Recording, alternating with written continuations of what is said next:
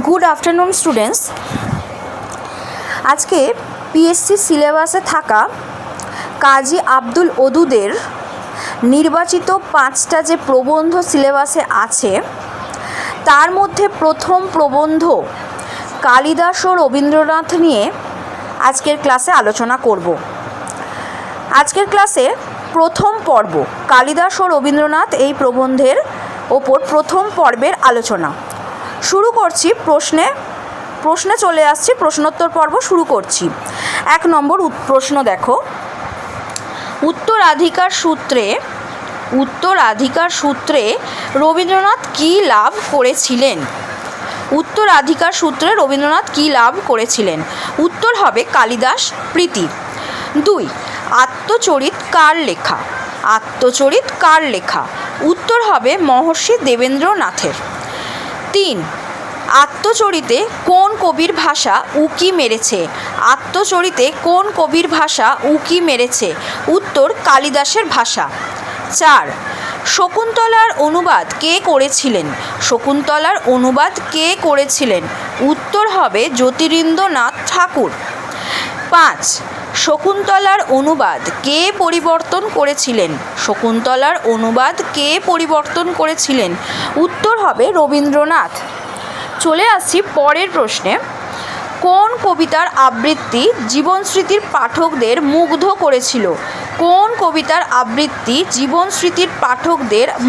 করেছিল? উত্তর হলো মেঘদূত। 7, শ্রীকরণ বৃত্তি কার কার্যকর হয়েছে? উত্তর রবীন্দ্রনাথের। 8, রবীন্দ্রনাথ ও কালিদাসের মধ্যের সম্পর্কের বিচার কী থেকে করা যায়? উত্তর সাহিত্যিক বিষয়। 9, দুই কবির মধ্যে পার্থক্য কী ছিল? উত্তর সৌন্দর্যবোধ ও রসবোধের। 10, অহ উদার রমণীয়া পৃথিবী উক্তিটি কার মুখের? উত্তর ইন্দ্র সারথি মাতলির মুখের এই উক্তি। চলে আসছি পরের প্রশ্নে। শ্যামলা বিপুলা এ ধরার পানে চেয়ে দেখি আমি মুগ্ধ নয়নে গানটি কার? গানটি হলো উত্তর রবীন্দ্রনাথের। 12, প্রকৃতির অপরূপতার সঙ্গে বিশ্ব ব্রহ্মাণ্ডের নিয়ন্তার মহিমাকে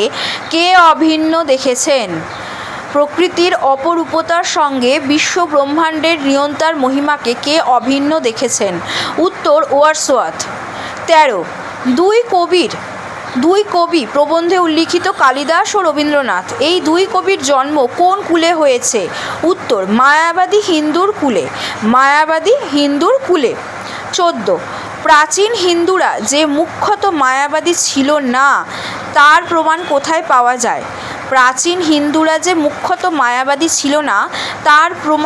পাওয়া যায়?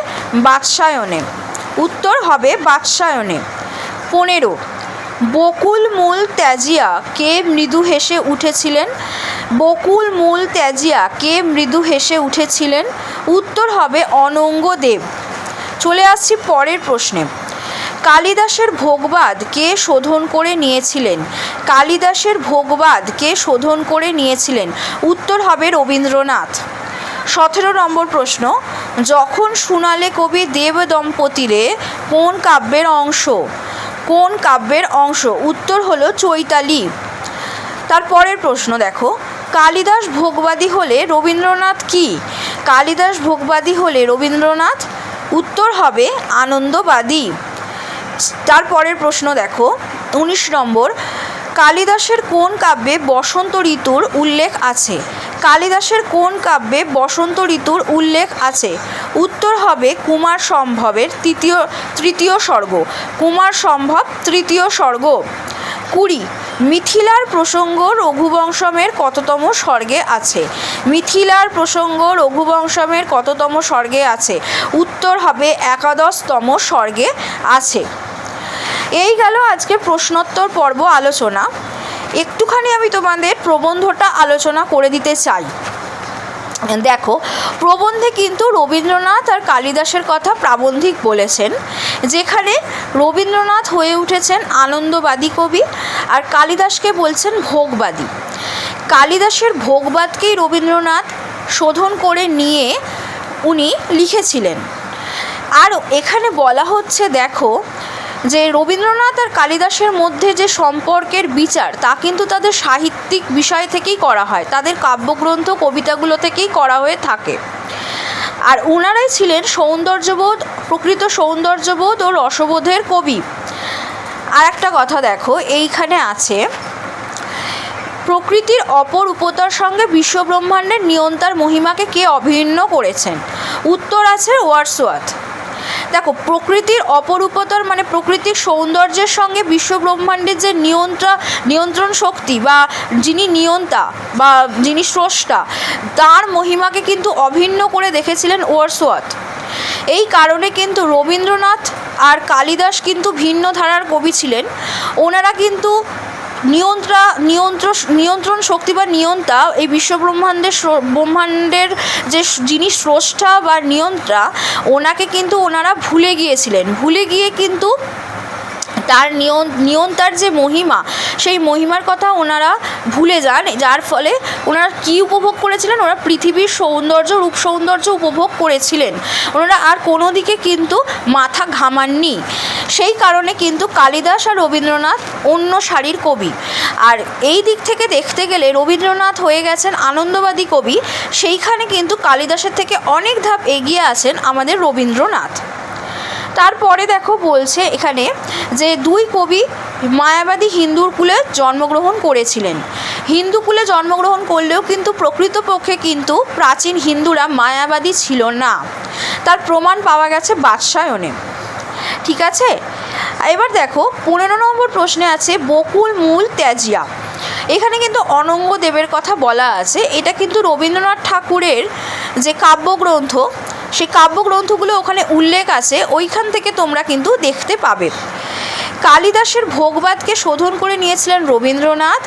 চৈতালি কাব্যগ্রন্থ আর বিজয়িনী কাব্যগ্রন্থের কিন্তু উল্লেখ আছে। কালিদাসের কুমার সম্ভবের উল্লেখ আছে কিছুটা অংশ, আর রঘুবংশম কাব্যের উল্লেখ আছে কিছুটা অংশে। তাহলে এই গেল আজকের আলোচনা পর্ব। আশা করছি তোমাদের ক্লাসটা ভালো লেগেছে। এর পরের পর্বে থাকছে কালিদাস ও রবীন্দ্রনাথ এই প্রবন্ধের ওপর দ্বিতীয় পর্বের আলোচনা। আজকের আলোচনা এই পর্যন্তই। Thank you so much.